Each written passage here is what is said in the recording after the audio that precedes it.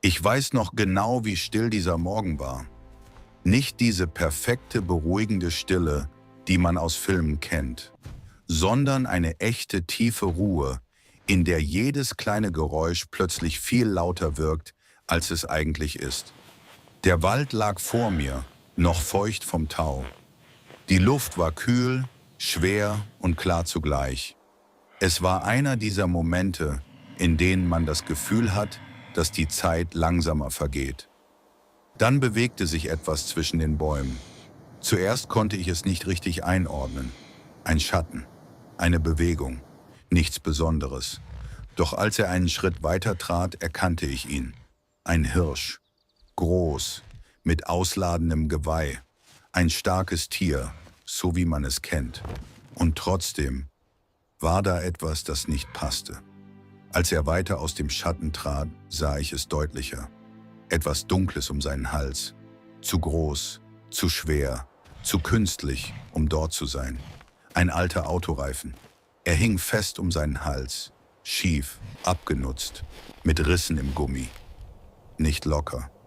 Nicht so, dass man denken konnte, er würde einfach wieder abfallen. Er saß dort, als wäre er ein Teil von ihm geworden. Ich blieb stehen, instinktiv. Nicht aus Angst, sondern aus Respekt. Man spürt in solchen Momenten, dass man etwas sieht, das man nicht stören darf. Der Hirsch bewegte sich langsam, nicht krank, nicht taumelnd, aber vorsichtig. So, als hätte er gelernt, mit dieser Last zu leben. Bei jedem Schritt schwang der Reifen leicht mit. Ein dumpfes, leises Geräusch, wenn er gegen sein Fell oder gegen Äste stieß. Es war kein lauter Klang. Aber er fiel auf, weil er dort einfach nicht hingehörte. Der Hirsch senkte den Kopf, um zu fressen. Doch der Reifen verhinderte, dass er sich richtig bewegen konnte. Er versuchte es trotzdem. Ein kleiner Schritt zur Seite. Ein leichtes Drehen des Halses. Ein Kompromiss, den er offenbar schon unzählige Male eingegangen war. Ich fragte mich, wie lange das schon so ging. Niemand konnte mir diese Frage beantworten. Nicht der Wald, nicht der Hirsch, nicht einmal ich selbst.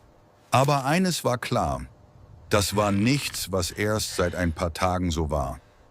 Der Reifen war alt, abgenutzt, mit Schmutz und Moos an einigen Stellen.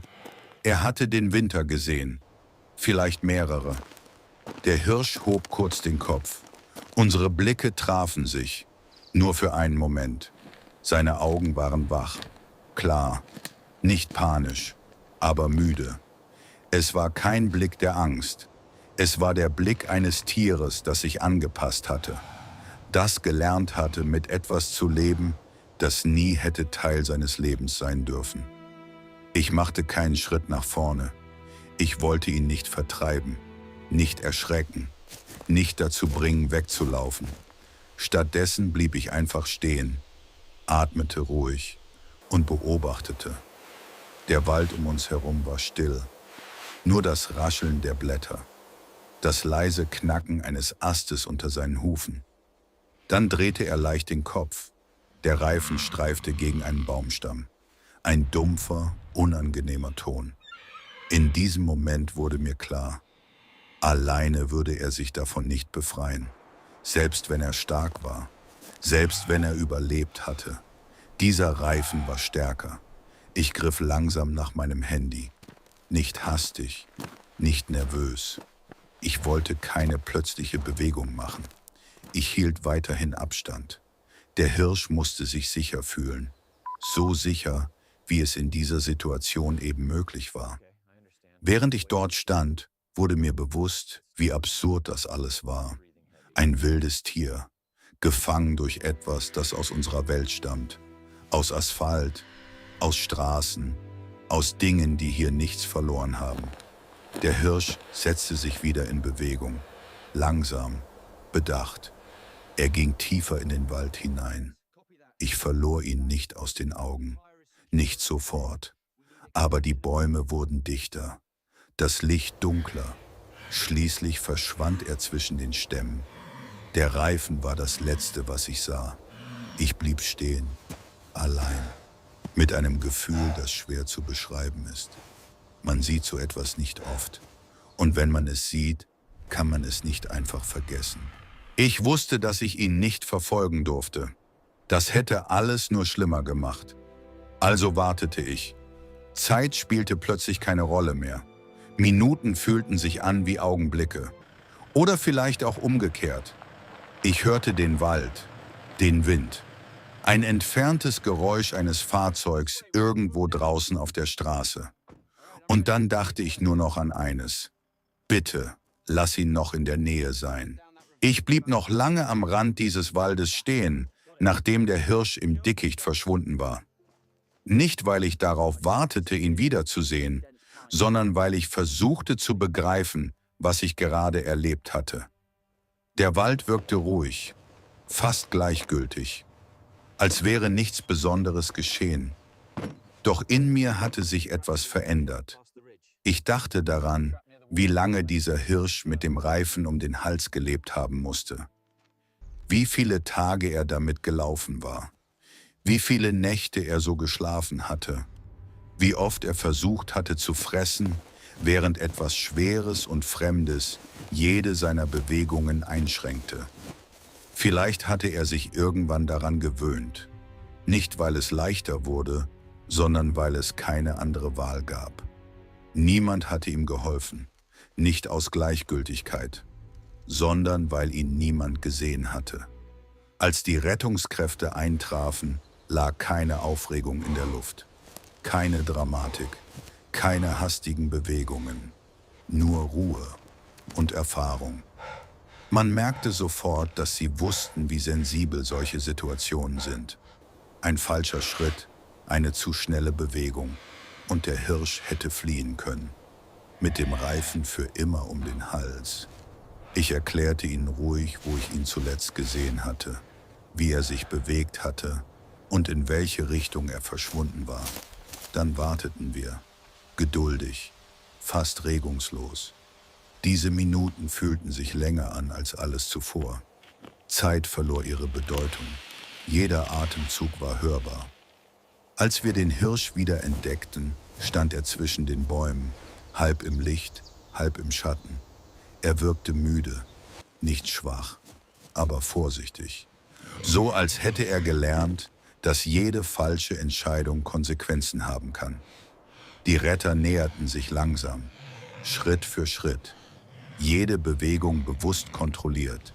Kein direkter Blick, kein unnötiges Geräusch. Die Zeit schien sich zu dehnen. Sekunden fühlten sich an wie Minuten. Als der Reifen zum ersten Mal berührt wurde, spannte sich der Körper des Hirsches sofort an.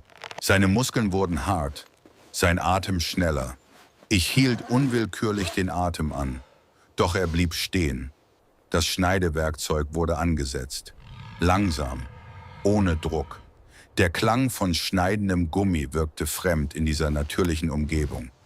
Der Reifen gab nur widerwillig nach, als würde er sich gegen das Loslassen wehren. Plötzlich machte der Hirsch eine ruckartige Bewegung. Blätter flogen auf. Der Moment fühlte sich endlos an. Alles hielt inne. Die Retter bewegten sich nicht weiter. Sie zogen sich aber auch nicht zurück. Sie warteten, gaben ihm Zeit.